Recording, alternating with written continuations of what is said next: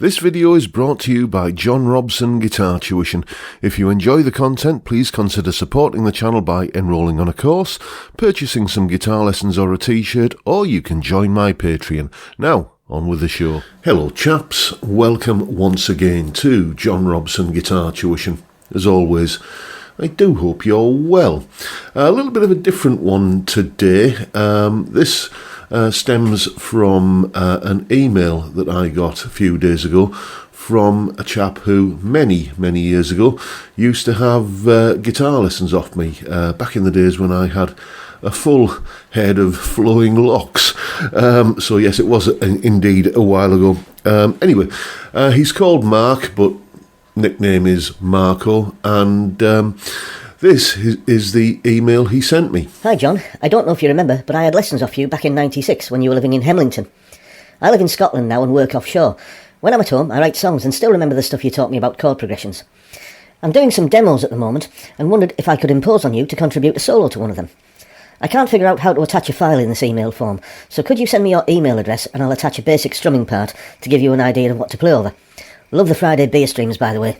Marco. So, obviously, I replied to that email, and then he had my email address, and he sent me just I think a little recording that he'd done on his phone or something with an acoustic guitar of the chords he wanted me to play over. And basically his brief was that he wanted a long fade-out solo, a minute or so long, to go on the end of this tune he was putting together. His brief was that he wanted it to be a little bit like a bluesier, more shreddy version of Champagne Supernova, if such a thing could exist. Anyway, tell you what, I'll play the chords that he sent me. Sounds like this.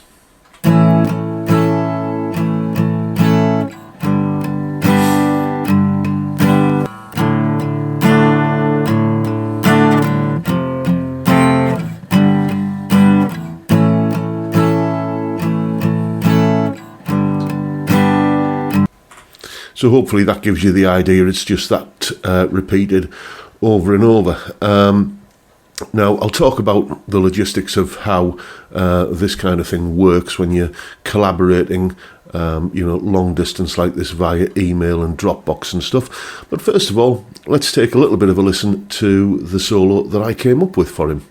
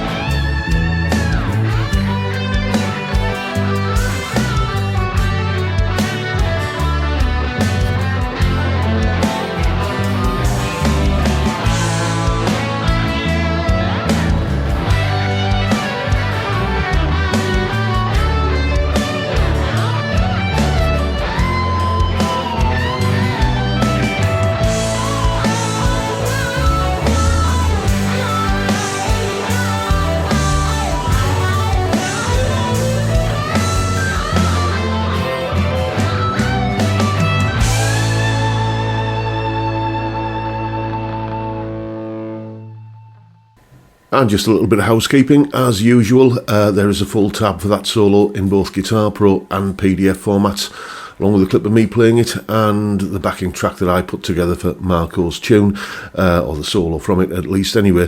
All of that is up on my Patreon page. There's the address, link in the description, as I'm sure you know by now. $3 or £2.50 a month gets you access to all of these additional goodies that go along with these YouTube videos. A massive thank you to everybody who supports me in that, or any of the other ways, all of which are linked down in the description. So, if you find yourself in the position of having to or requiring to collaborate like this, the most efficient way to do it is to use Google Drive or Dropbox or something like that.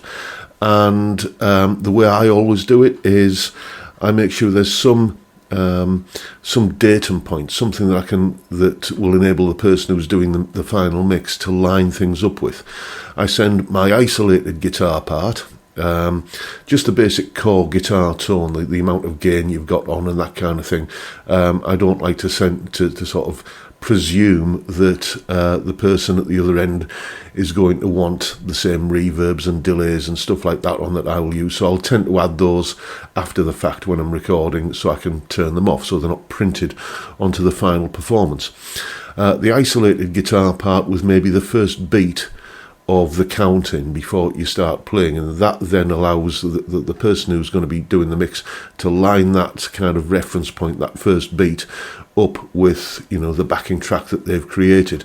I did this, I think it was 74 beats per minute, so obviously I told Marco that the tempo that I sort of measured from his guitar part, his strummy part, came out at about 74 beats per minute. So I said, okay, solo, 74 beats per minute.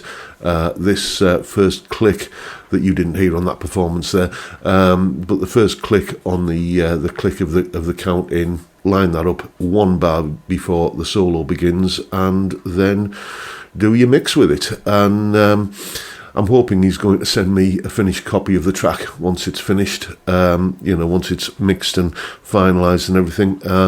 He got back to me quickly via email earlier today, actually saying he's absolutely over the moon with the solo that I did, and couldn't be happier. And basically I'm just doing this as a favour for an old student. It took me about half an hour to do that, so that's, and I've got a video out of it. Marco, by the way, is cool with me doing the tab and the video of his content as well. So that's the favour returned as far as I'm concerned. So there you go. That's me doing a favour for an ex-student of mine from over 25 years ago. Dear me, how time flies. I hope you've enjoyed the video and found it, informative and entertaining and useful in some small way. And if that's the case, please hit the subscribe button and the notification bell if you haven't already done so.